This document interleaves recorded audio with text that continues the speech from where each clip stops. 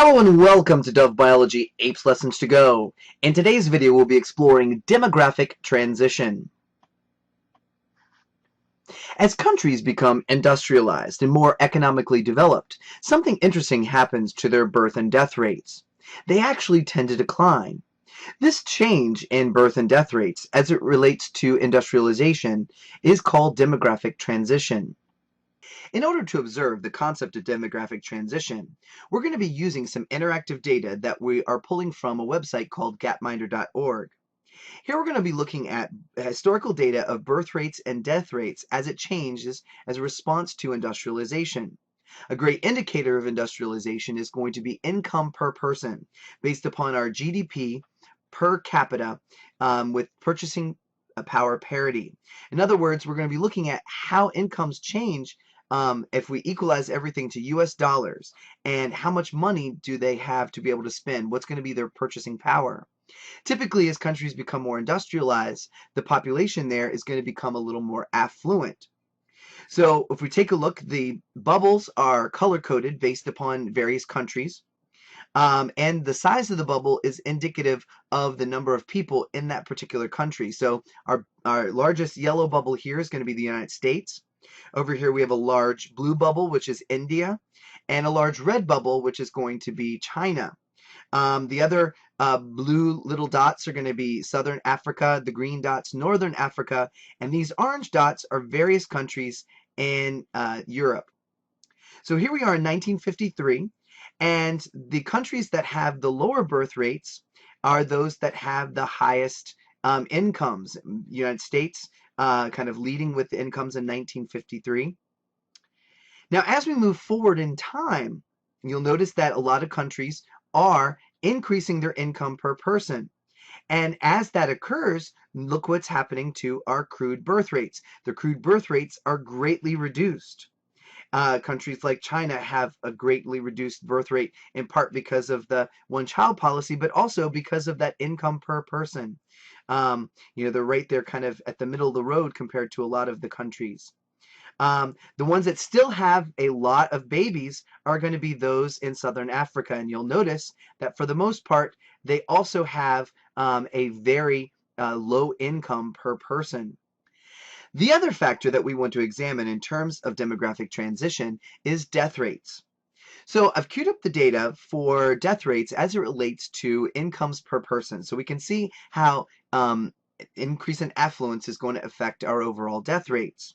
So here we are in 1953, and we can notice that the United States and many of the countries in Europe and even some in South America already have relatively low death rates. And part of that is due to the fact that they are already quite affluent for the time. Now, as we move forward in time, we can see that there's an increase in affluence as countries become more industrialized. And with that, we see a reduction in our overall death rates. Now, kind of an interesting connection with this is we also see in those less developed countries quite a reduction in death rates as well. And part of that is due to the fact that we now have international aid. We have the ability of these countries to be able to support the health care of a lot of these less industrialized countries, and that helps to bring down their overall death rates. Now, there are 5 potential stages of demographic transition that populations may go through as they begin the process of industrialization.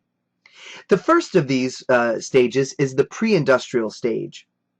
Here we have a very primitive or perhaps tribal population where we have high birth rates and high death rates. As a result, our population is going to be very low, and we might not have a really major impact on the environment. And this population stays low as a result of high infant mortality. Our next stage is going to be the transitional stage.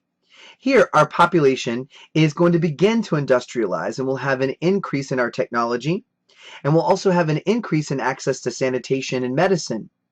As a result, the death rates are going to drop quite a bit. But our birth rates are going to remain high as a result of traditionally high birth rates and kind of some cultural layover from that pre-industrial stage. As a result, our population is going to increase exponentially at this point, which is also going to increase our impact on the environment. Our next stage is going to be our industrial stage. During the industrial stage, our birth rates are now going to drop off as we no longer have a need for having such large families. Our death rates also continue to drop off quite a bit because we have more access to sanitation and to medicine. As a result, our population is going to begin to start to level off. And we begin to kind of equalize our impact on the environment. Our next stage is going to be our post-industrial stage. Here we are fully industrialized and we're starting to enjoy the benefits of having an affluent life. And we are not perhaps interested in having such large families or having families much later in life. As a result, our populations begin to really level off. Now, what we've actually started to see is a fifth stage that's really happening in a lot of these more economically developed countries.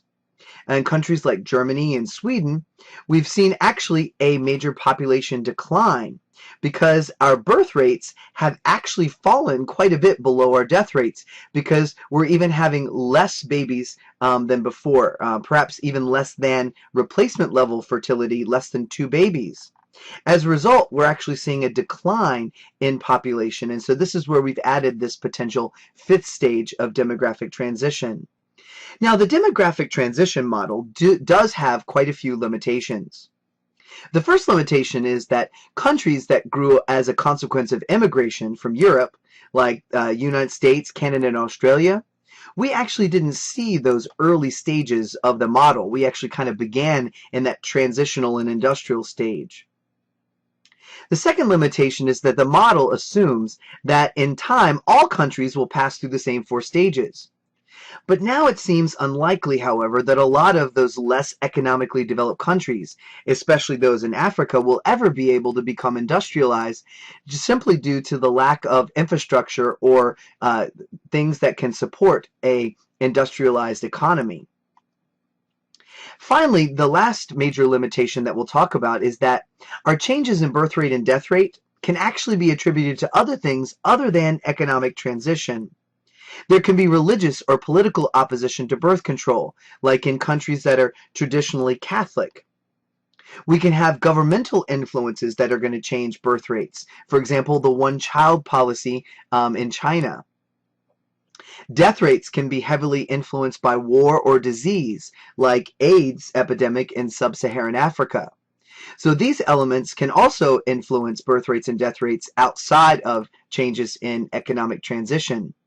One major takeaway from the demographic transition model is that economic transition is one way to be able to modify populations' birth rates and death rates such that we could perhaps reach sustainable populations in the future and minimize worldwide ecological footprints.